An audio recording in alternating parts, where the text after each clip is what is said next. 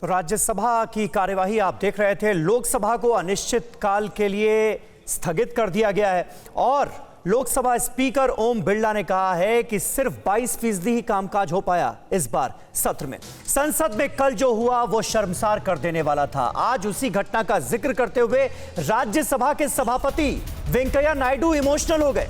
अपनी स्पीच बोलते बोलते उनका गला भराया, उनसे बोला नहीं गया। कुछ देर रुककर उन्होंने अपनी स्पीच पूरी की, अपनी बात कही। सभापति ने कहा कि कल जो हुआ उसने संसद की पवित्रता को भंग कर दिया है, लोकतंत्र की मर्यादा को तार-तार किया है। अपना दुख व्यक्त करने के लिए मेरे पास शब्द नहीं है। उन्होंने कहा कि वो रात भर सो नहीं पाए। उन्होंने कहा कि मैं ये समझने की कोशिश करता रहा कि संसद में आखिर ऐसा क्यों हुआ। एक बड़ी बात जो राज्यसभा के सभापति वेंकैया नायडू की तरफ से कही गई है वो ये भी है कि विपक्ष सरकार को किसी चीज के लिए मजबूर नहीं कर सकता। सरकार से जवाब मांगे जा सकते हैं सवालों के, लेकिन सरकार को मजबूर नहीं किया जा सकता। This sacredness was destroyed yesterday when some members sat on the table, some others climbed on the table of the house, perhaps to be more visible in such acts of sacrilege. I have no words to convey my anguish and to condemn such acts. As I spent a sleepless night,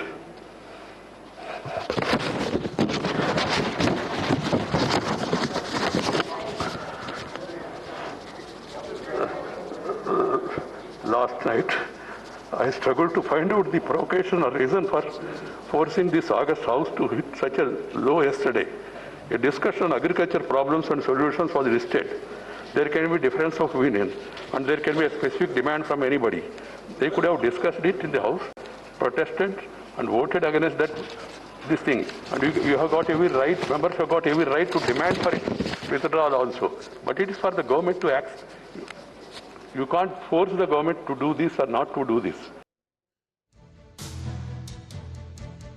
तो सदन की पवित्रता को भंग किया गया है कल, ये कहते कहते गला भराया वेंकैया नायडू का, राज्यसभा के सभापति का। अड़ी सोमवार से शुक्रवार शाम 6 बजे सिर्फ TV9 भारतवर्ष पर।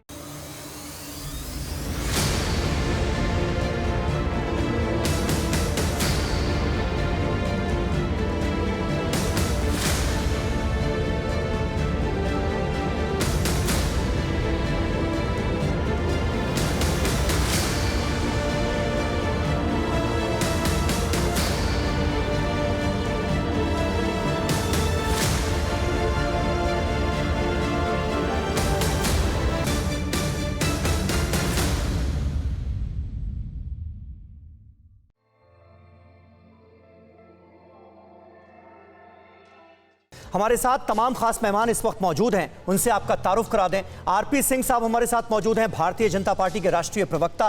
अतुल